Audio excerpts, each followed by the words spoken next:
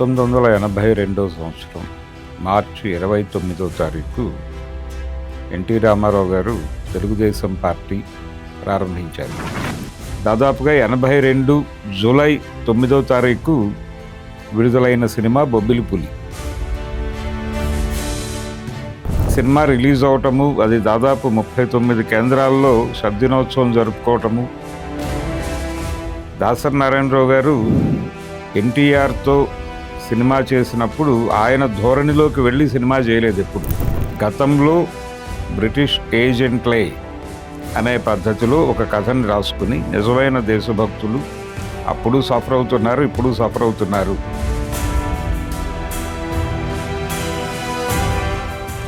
ఇక్కడ కొన్ని దుర్మార్గాలు చూస్తాడు. అంటే బ్లాక్ మార్కెటింగ్ చేసి పిల్లల మరణాలకు కారణమైనటువంటి ఒక దుర్మార్గుణ్ణి, ఆడపిల్లలను తీసుకెళ్ళి ఇష్టం వచ్చినట్టు అనుభవించి, అలా మనకి అనేక సంఘటనలు ఇప్పటికీ కనిపిస్తాయి.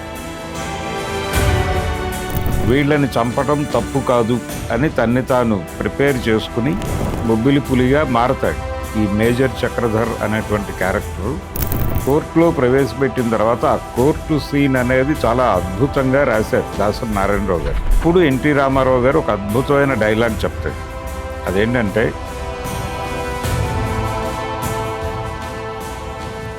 అయ్యా, నేను యుద్ధరంగంలో చంపింది మీరన్నట్టుగా మన దేశానికి శత్రువులనే, కానీ వాళ్ళు వాళ్ళ దేశానికి దేశభక్తులు అయి ఉండొచ్చు కదా అంటాడు.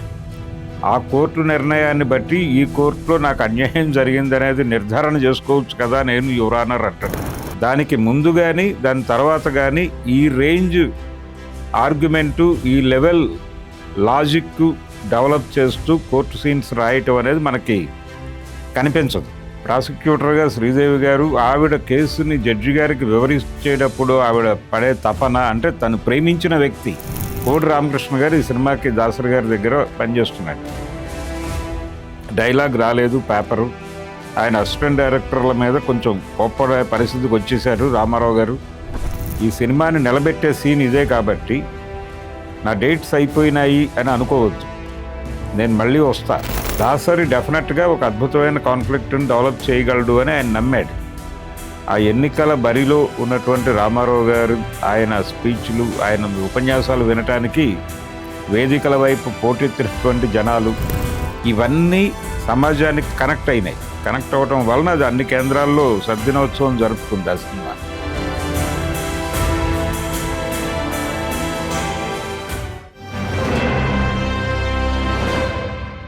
పంతొమ్మిది 1982 సంవత్సరం మార్చి 29వ తారీఖు ఎన్టీ రామారావు గారు తెలుగుదేశం పార్టీ ప్రారంభించారు.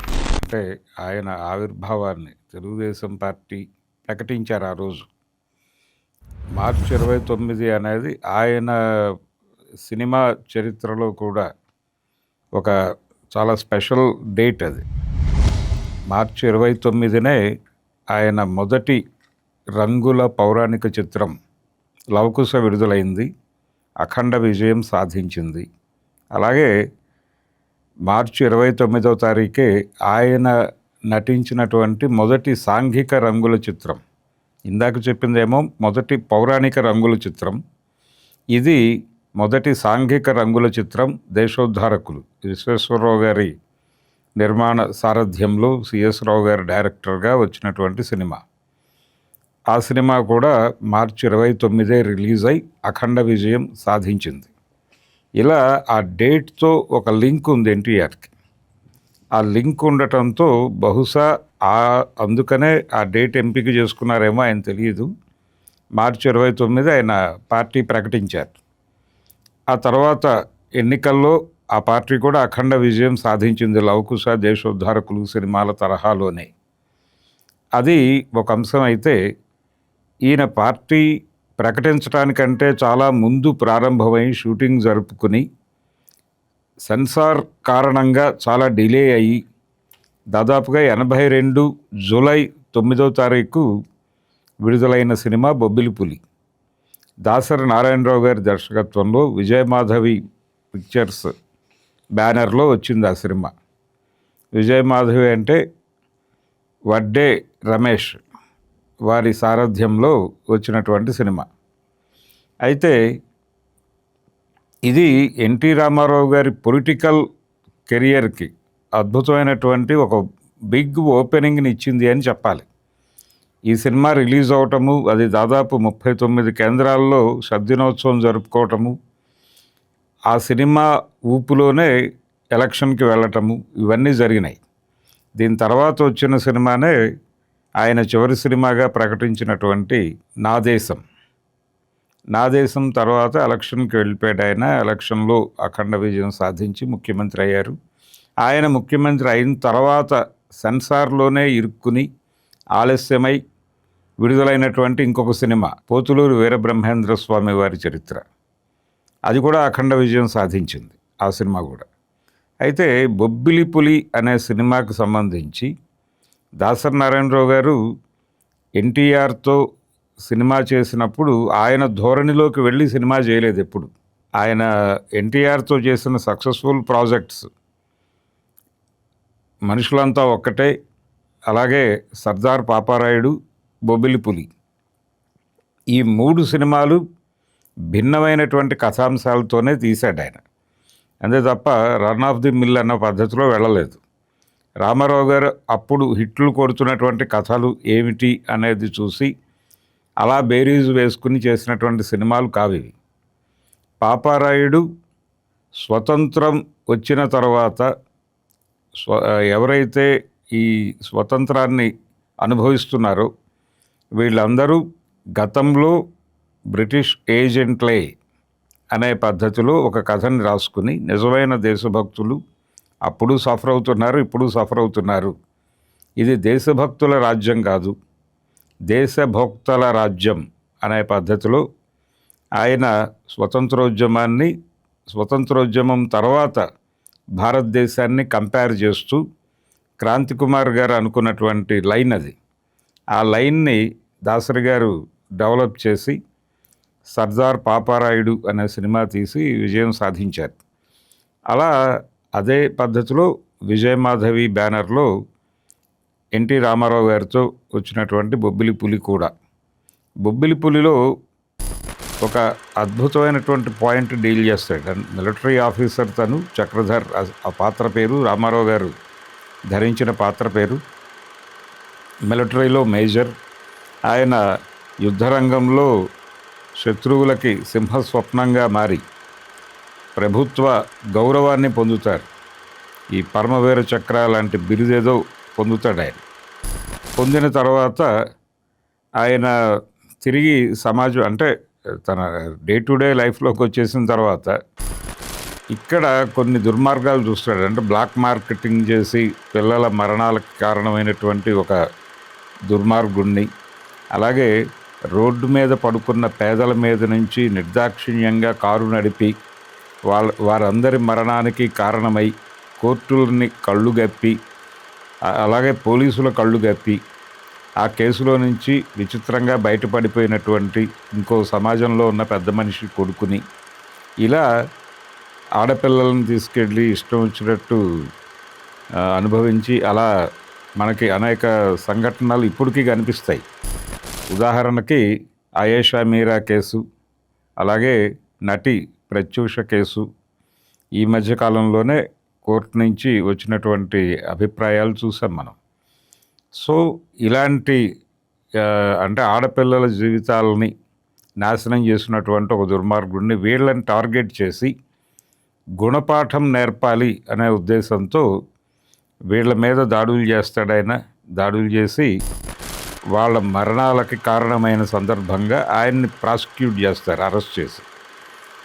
నిజానికి సమాజంలో ఒక రకంగా ధర్మం గాడి తప్పింది అన్న అభిప్రాయానికి వచ్చేసి ఉంటాడు ఈ మిలిటరీ ఆఫీసర్. వచ్చేసి వీళ్ళందరూ దేశానికి శత్రువులే కదా అని చెప్పి తనే ఒక నిర్ణయం తీసుకుంటాడు.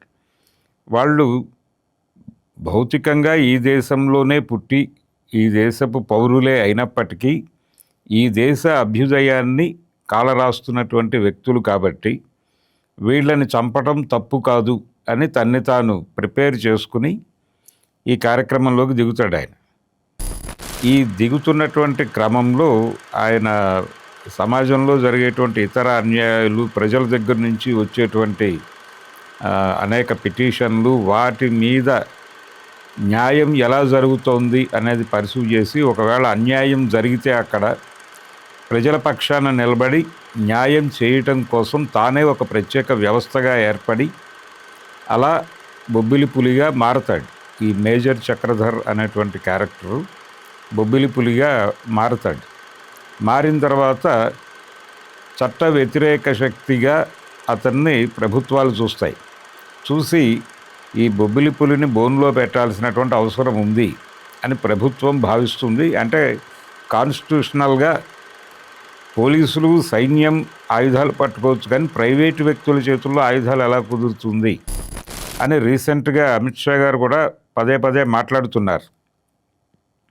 ఇలా చట్టాన్ని తన చేతుల్లోకి తీసుకునే ప్రయత్నం చేస్తున్నటువంటి బొబ్బిలి పులిని కట్టడి చేయాల్సిన అవసరం ఉంది అని ప్రభుత్వం భావించి ఒక ప్రత్యేక అధికారిని నియమించి ఆ కార్యక్రమాన్ని ముందుకు తీసుకెళ్లే ప్రయత్నం చేయటం, ఇలా నడుస్తుంది సినిమా కథ, బొబ్బిలి పులి కథ.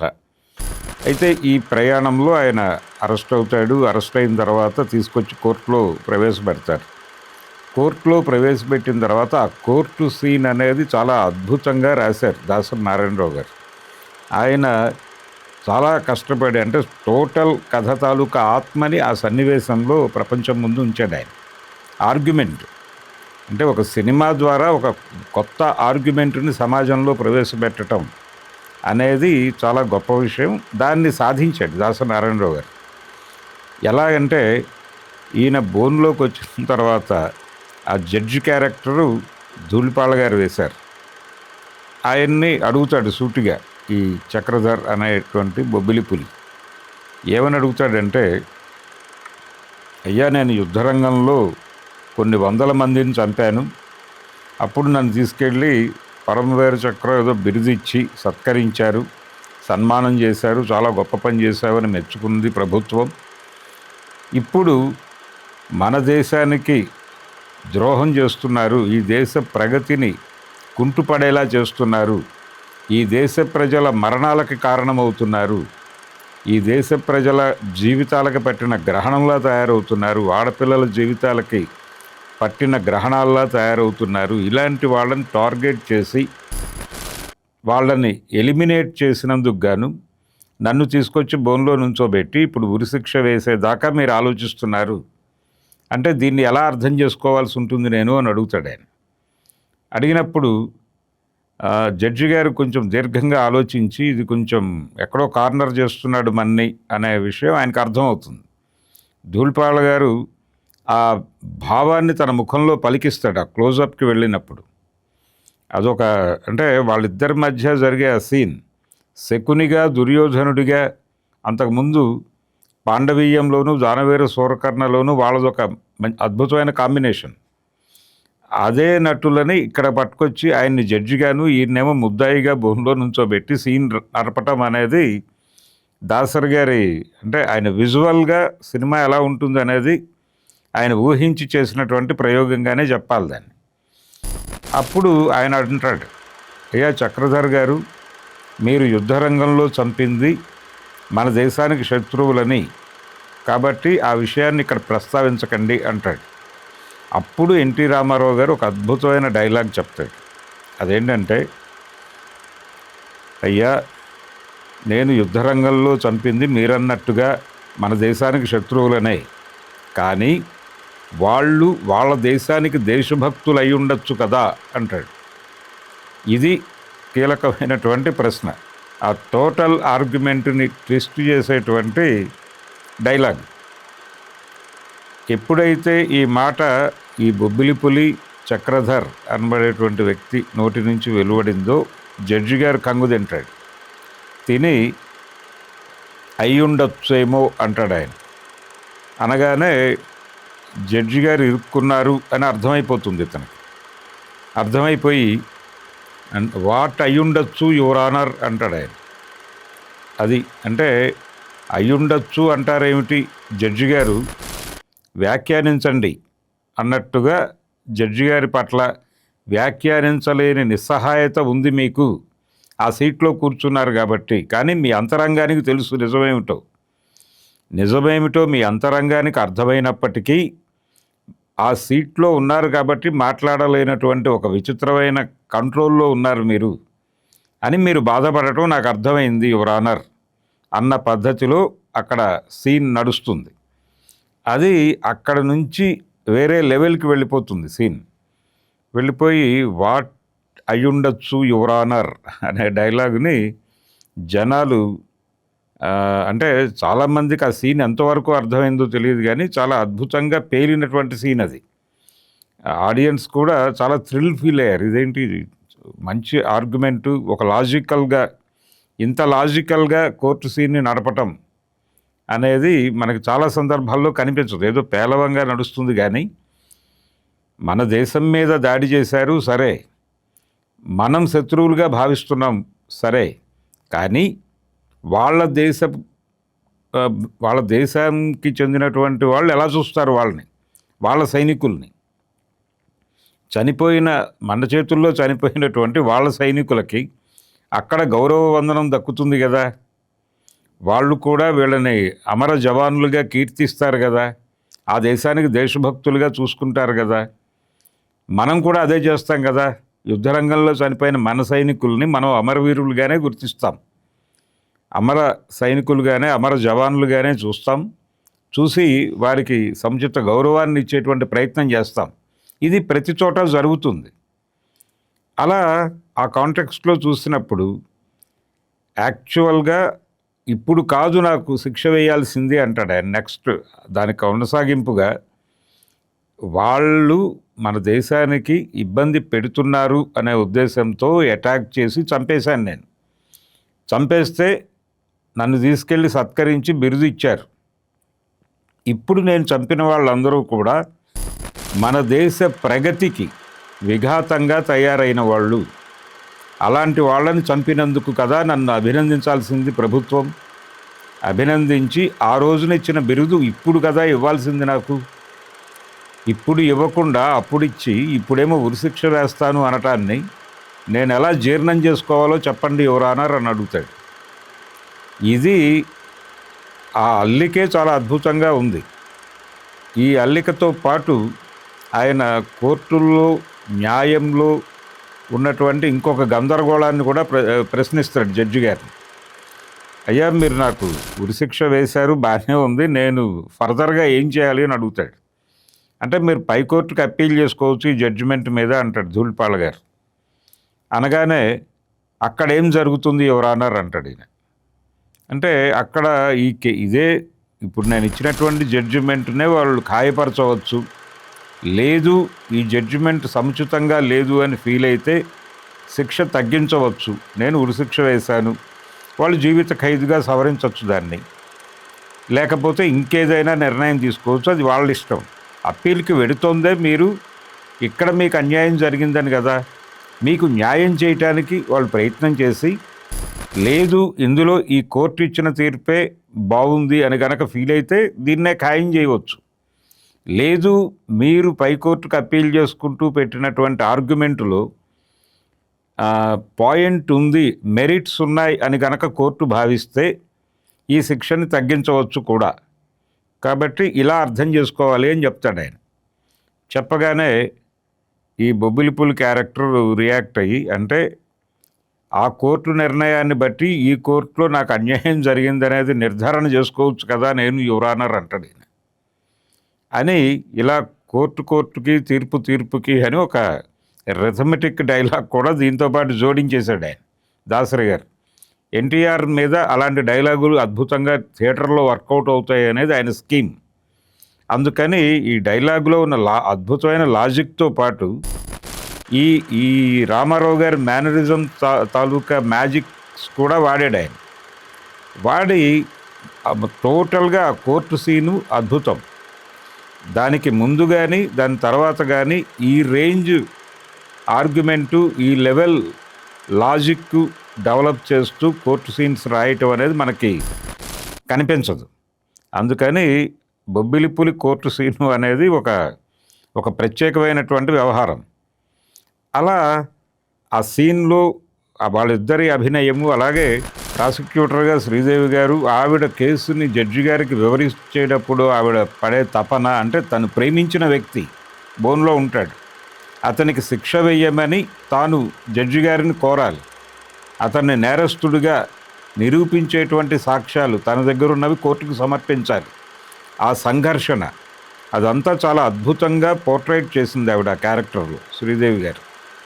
అలా సరదాగా మొదలైన సినిమా నెమ్మదిగా ఎమోషనల్గా మారి ఆ క్యారెక్టర్లో ఒక వేరే లెవెల్కి తీసుకెళ్ళిపోయి ఆ బొబ్బిలి అనేటువంటి క్యారెక్టర్ని అన్ని సామాజిక అంశాలని నడుపుతూ వాటిని అద్భుతమైన లాజిక్తో మేళవించి ఆ సన్నివేశానికి డైలాగులు కూర్చిన పద్ధతి. దీని గురించి నేను విన్నటువంటి ఒక కథ చెప్తాను. అదేంటంటే, యాక్చువల్గా ఆయన డేట్స్ అయిపోయినాయి, రామారావు గారి అయిపోయినాయి. ఈ సీన్ కాలేదు ఇంకా. కాకపోవడానికి రీజన్ ఏంటంటే, ఆయన ఈ సీన్ చేయటం కోసం వచ్చి కూర్చున్నాడు సెట్లో. ఇక్కడ డైలాగుల వంటకం కంప్లీట్ కాలేదు. దాసరి గారు అంతిమంగా వెళ్ళే వరకు కరెక్షన్ చేసుకుంటూనే ఉండేవాడు. ఇంతకంటే బెటర్మెంట్ అన్న పద్ధతిలో ఆలోచిస్తూనే ఉండేవారు. మేధోమథనం నిరంతరం నడుస్తూనే ఉండేది. ఇది చాలామంది విమర్శించేవాళ్ళు కూడా, ఆయన సెట్లోకి వచ్చి డైలాగులు రాస్తాడు అని. సెట్లోకి వచ్చి డైలాగులు రాయటం అనేదానికంటే కూడా ఆఖరి క్షణం వరకు ఒక అద్భుతమైనటువంటి డైలాగుతో వెళ్ళాలి అనే తపనలో నుంచి అలా సెట్లో కూడా ఆయన కరెక్షన్స్ చేసుకుంటూ వెళ్ళేవాడు. ఇది ఈ సినిమా విషయంలో ఆయన వచ్చి సెట్లో కూర్చున్నారు, డైలాగ్ రాలేదు, పేపరు. ఆయన అసిస్టెంట్ డైరెక్టర్ల మీద కొంచెం కోప్పడే పరిస్థితికి వచ్చేసారు రామారావు గారు. కోడి రామకృష్ణ గారు ఈ సినిమాకి దాసరి గారి దగ్గర పనిచేస్తున్నాడు. ఆయనని అడుగుతున్నాడు ఈయన, ఏది డైలాగు అని.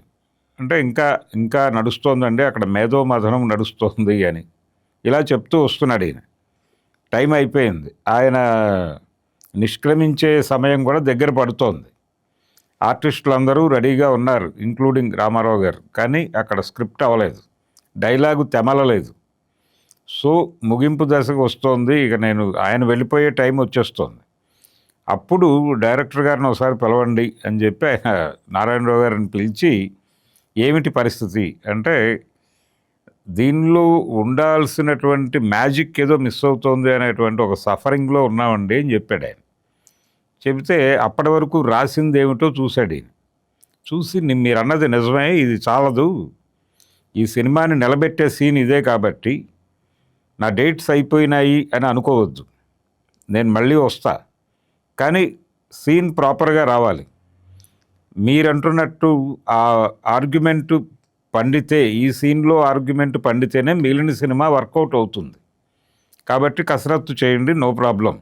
కానీ ఇది కాదు ఉండాల్సింది, ఒక అద్భుతమైన కాన్ఫ్లిక్ట్ని డెవలప్ చేయాలి, దాని గురించి ఆలోచించండి అంటే, మీకేదైనా తడితే చెప్తారా అని అడిగాడు ఈయన. లేదు, నాకేం తట్టడం లేదు, మీరు ఎలాగో ఆ లైన్లో ఉన్నారు కాబట్టి మీరే కింద మీద పడి ఒక లైన్ తయారు చేయండి, మనం అది ఓకే అనుకుంటే కలిసి వెళ్ళిపోదాం అని కంక్లూడ్ చేసి ఆయన వెళ్ళిపోయాడు. వెళ్ళిపోయిన తర్వాత మళ్ళీ రీరైట్ చేశారు.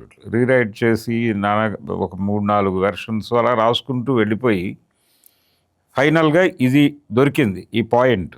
ఏది, నేను యుద్ధరంగంలో ఉండగా అంతమందిని చంపితే నాకు బిరుదిచ్చి సత్కారం చేసినటువంటి ప్రభుత్వం మీ దేశానికి శత్రువులుగా మారి ఈ దేశ ప్రగతిని కుంటుపడేటట్టు చేస్తున్నటువంటి వారిని చంపితే తీసుకొచ్చి ఉరిశిక్ష వేస్తారా? ఇప్పుడు కదా నాకు ఆ బిరుదు ఇవ్వాల్సింది అనే లాజిక్ దొరికగానే వీళ్ళకు హ్యాపీ అనిపించింది, ఇది మనం చెప్పాలి అని అనిపించి ఆ డైలాగ్ వెర్షన్ రాసేసిన తర్వాత రామారావు గారిని పిలిచి చూపిస్తే ఆయన కూడా కనెక్ట్ అయ్యాడు. నిజమే, ఇది ఈ లెవెల్ ఆర్గ్యుమెంట్ ఉంటే తప్ప మిగిలిన సినిమా సస్టైన్ కాదు, కనుక మనం చేద్దాం ఈ సీన్ అని చెప్పి అప్పుడు ఆయన ఈ డైలాగ్ వెర్షన్ మొత్తం పేపర్లు తీసుకుని, ఆయన వేరే సినిమా షూటింగ్లో ఉండగా వీళ్ళు వెళ్ళి ఈ స్క్రిప్ట్ గురించి, ఆ సీన్ గురించి మాట్లాడి వీళ్ళు రాసుకున్నటువంటి డైలాగ్ వెర్షన్ ఆయనకి ఇచ్చేశారు.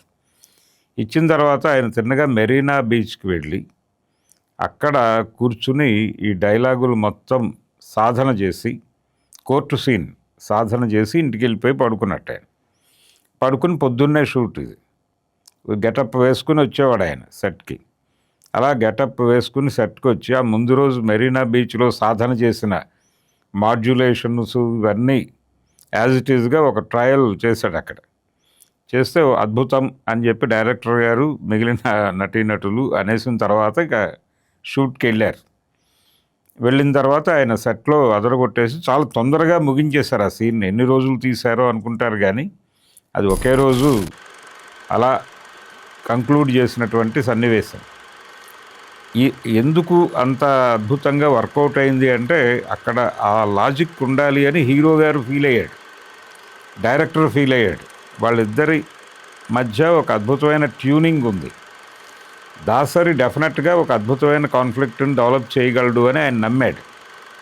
ఈయన కూడా తనతో పాటు ఉన్నటువంటి తన శిష్యులు అలాగే తన గురువుల్ని కూడా తన దగ్గర పెట్టుకునేవాడు ఆయన.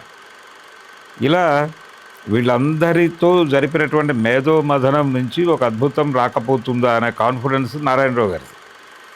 అలా ఫైనల్గా ఇది వర్కౌట్ అయ్యి సెట్ మీదకి వచ్చి ఆ సీన్ తీసిన తర్వాత సినిమా ఇది సెన్సార్లో ఇరుక్కుని చాలా సీన్లు తీసేయమన్నారు. ఈ కోర్టు సీన్ కూడా తీవ్రమైనటువంటి అభ్యంతరాలు వ్యక్తమైనాయి. సెన్సార్ నుంచి కొంతకాలం సినిమా వాయిదా పడిపోయింది. ఈ సినిమా కథని జ్యోతిచిత్రలో సీరియల్గా వేసేయటం మొదలుపెట్టారు. అటువంటి టైంలో ప్రభాకర్ రెడ్డి గారు జోక్యం చేసుకుని ఢిల్లీ లెవెల్లో మొత్తానికి అక్కడి నుంచి ఈ సినిమాకి సర్టిఫికెట్ పట్టుకొచ్చి సినిమా రిలీజుకు పెట్టారు. ఆ రిలీజుకు పెట్టినది జూలైలో వచ్చింది సినిమా. జూలైలో రిలీజ్ అయ్యే నాటికి రామారావు గారు ఈ సినిమా రిలీజ్ అయ్యే టైంకి ఆయన పాలిటిక్స్లో యాక్టివ్ అయిపోయి ఎన్నికల కోసం యుద్ధం చేస్తున్నాడు ఆయన.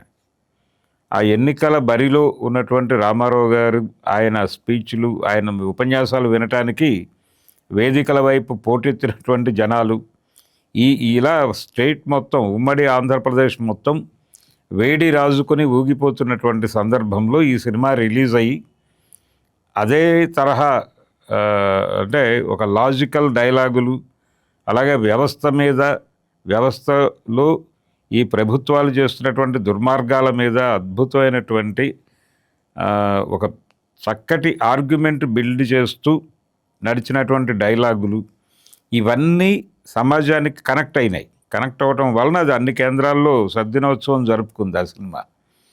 ఆ తర్వాత అక్కడి నుంచి జూబ్లీ 25 వారాల దిశగా ప్రయాణించింది. ఇలా బొబ్బిలి పులి అనేటువంటి సినిమా సక్సెస్ అవటంలో దర్శకుడు, హీరో ఇద్దరి ఇన్వాల్వ్మెంటు, సన్నివేశం ఎలా ఉండాలి అనే దానికి సంబంధించి వాళ్ళిద్దరి మధ్య జరిగినటువంటి చర్చ, ఇవి ఇప్పటి హీరోలకి కూడా ఒక రకంగా ఫీడ్బ్యాక్ కిందే చూడాలి. ఇప్పుడు కూడా చాలామంది ఆ సన్నివేశాన్ని రక్తికట్టించడానికి రచయితలతో కూర్చుని మేధోమథనం జరుపుతున్నటువంటి హీరోలు చాలామంది కనిపిస్తారు. కానీ కాన్సెప్చువల్గా ఏ ఉండాలో తెలిసి అది దర్శకుడి మేధలో నుంచే పుట్టాలి అని అనుకునే, అక్కడ దర్శకుడు మాత్రమే కాదు, కథా రచయిత కూడా ఆయనే. దాసరి గారు ప్లాన్ చేసిన సినిమా అది. అనేక మంది చేతులు వేయొచ్చు కానీ లైన్ అనుకునేటప్పుడు ఆయనే అనుకునేవాడు. కాబట్టి ఆయన మేధలో నుంచి పుట్టినటువంటి లైన్ కాబట్టి ఆయనకి ఆ స్వేచ్ఛనిస్తూ ఇంకేదో ఉండాలి, ఇది కాదు ఇంకేదో ఉండాలి అని చెప్పడం ద్వారా వాళ్ళని మరింత ఆలోచించేలాగా చేసి ఒక అద్భుతమైన సన్నివేశం రావడానికి దోహదపడినటువంటి హీరోగా ఎన్టీ రామారావు గారు కూడా చరిత్రలో నిలిచిపోతారు. అలా ఒక చారిత్రాత్మక విజయం సాధించినటువంటి బొబ్బిలి పులి, ఆ సినిమాలో ఉన్నటువంటి ఆ కోర్టు సన్నివేశం, ఆ సన్నివేశం వెనకాల జరిగినటువంటి ఈ మేధోమథనం, అలాగే అది ఆడియన్స్ని అద్భుతంగా హుక్ చేసి సినిమాని వాళ్ళని రిపీట్ ఆడియన్స్గా మార్చుకుని చూసిన వాళ్ళే తిరిగి సినిమాని చూస్తూ ఒక అద్భుతమైన విజయాన్ని అందించేలాగా జనాల్ని ఈ సినిమాతో కనెక్ట్ చేసుకున్నటువంటి పద్ధతి, ఇవన్నీ కూడా చాలా ఆశ్చర్యంగా అనిపిస్తాయి ఇప్పుడు తలుచుకుంటే. అలా తెలుగు సినిమా చరిత్రలో బొబ్బిలి పులి కోర్టు సీను అనేది ఒక ప్రత్యేకం.